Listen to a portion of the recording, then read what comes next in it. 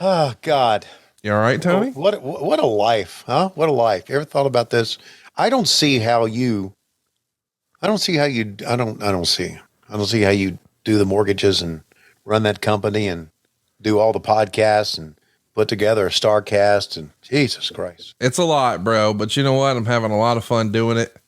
So excited that I get to do it with you. It's the highlight of my week every single week. And today we get to do something pretty special. We get to go behind the paywall, doing a little bonus action, and a really special one too, because there was a whole section of wrestling that you missed. Yeah.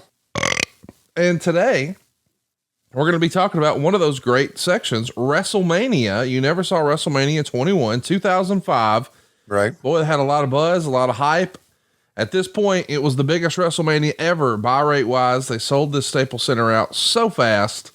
And the main event is Batista against Triple H. And of course, Triple H had been the man for a long time. He had his reign of terror. They had just started sort of this brand split not too long before. So they're also trying to make John Cena. So let me just set the stage here for you. Okay.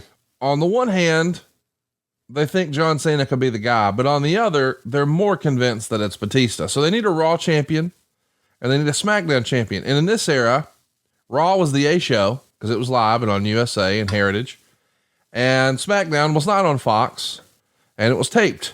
So They made John Cena the taped champion on this show, the tape champion, and they made Batista the live champion. Okay. And it's kind of interesting because the big gold belt is in play here, Tony. And I know you weren't watching when this happened, but one day on Monday Night Raw, stupid ass Eric Bischoff just brought a briefcase out and said, "Hey, Hunter, here's your new belt," and handed him the big gold belt. It was just like that. Wow. And he became the Raw champion. So the SmackDown title is actually the lineal WWE championship that Hogan and Savage and all those guys held. But they decided to put that on the tape show on John Cena. Now, of course, we know history would tell us, although Batista has gone on to great success outside of WWE, John Cena became the bigger star for this company. Right. But still, at this point, this is the biggest WrestleMania because they had put together a group, sort of like a half-assed new generation horseman called Evolution. Have you heard of this? Yes. Yes, I have. So they had Ric Flair as the J.J. Dillon role, but he still wrestled some, with Randy Orton, who had just started, Batista, who had just started and come up from OVW, and Triple H. And now this is sort of the payoff of that because, well, Batista's getting a title shot, old school, like Sting did, right? When he won a title shot while he was technically in the Horsemen, and right. Well, that didn't work out for him. So they borrowed from that a little bit, but I think you're going to love this. I want you to watch along with us. Hopefully you've got it fired up. Get your cock out and go to WrestleMania 21, or as they say on Peacock, season 21, 3 hours, 5 minutes and 53 seconds. Tony had a little trouble with that, so I'll repeat that for everybody.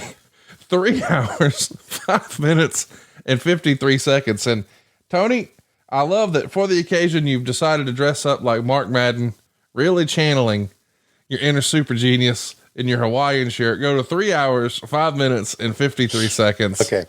This is, let me tell you something here. Okay. Okay. First of all, this is from our good buddy, Pastor Tim. Yeah. Love him. Tim, when we asked him for his bonus selection, he gave us the event, the match, the venue, the announcers, the ring announcer, the referee, and the timestamp on Peacock. He was ready, baby. He was ready, man. He gave us everything. I'm burned up, man. I'm burned out here. I'm not completely burned out, but I'm burned out. So don't fuck with me. You've been doing too much. I've been doing a lot. Yeah. Listen, man, I'm sympathetic to it. I've been there, but I'm loving it, Conrad. I am. Good. Does that makes being burned out? I sleep really well. Good. Thanks to Chili Sleep. I sleep really well, but I'm doing a lot. And since March, I've been doing a lot more, and it's one of those things where I made the decision myself to do it, and I'm fully committed to it now, but whew, I'm burned up. That's why I asked you at the beginning of this, how do you handle all this shit, man? But anyway, there you go. Well, here's so I'm the looking thing. forward to this. I'm looking forward. I don't always handle it that well. I mean, let's be clear. About a month ago, when I was sick, I just can't do anymore. Right. I've done all I can do, and had to take a few days off, and we're back at it now, baby. And we're fired up because, of course, here we are at the end of July. We know StarCast is upon us. Ric Flair's last match is upon us. I can't believe it's a real thing. Jim Crockett Promotions one last time. I'm so excited, but on the lead up here to get to watch an old WrestleMania with you, dude, this is badass. So hope you guys will watch with us. Season 21, 3 hours, 5 minutes, 53 seconds. Tony, I got it all locked and loaded on my end. If you're ready, I'm ready. I'm ready. And let's go in 3, 2, 1, play. So let me dip the audio for a minute. What'd you think of that package? They do a great job, don't they? Yeah, they did. How about Motorhead here? Yeah. Yeah. Pastor Tim said he was a big Motorhead fan. So he was really pumped up about this. Let's take a listen.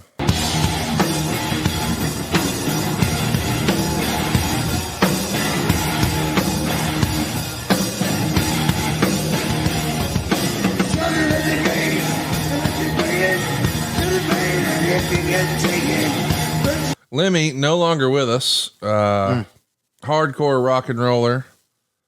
Yeah. And lived life to the fullest, and obviously became good, close personal friends with Hunter, and did this a few times. But man, having a hardcore entrance like this with a badass live band, that's pretty fucking cool, is it not? Yeah, man. This is how one of the reasons that WrestleMania became what it is. It became more than just wrestling. It became a spectacle. Yes, right? perfectly said. Yeah. This is a hell of a storyline. Did a fantastic job with it. Yeah. How big in the grand scheme of things, you mentioned that John Cena was WWE's biggest star, but how big a star was Batista? Oh, he was their top guy here. I mean, look at that entrance right there. Did you see him just come up out of the floor? Absolutely. He had to be fucking fun doing that. Dude, that's all I'm thinking. Because can you imagine the adrenaline? Do you think his dick was harder there or tonight when he strutted ass into Monday Night Raw telling everybody, fuck off? I didn't see that. Well, I didn't see it either, but here's what I know. Okay. He's announced yesterday as or this past Friday as the head of talent relations, and today as the head of creative. And, he was retired a few months ago. Right. And now he's back running the damn show. And I bet that's how he walked into Monday Night Raw, just looking for people we know. We'll just leave it right there.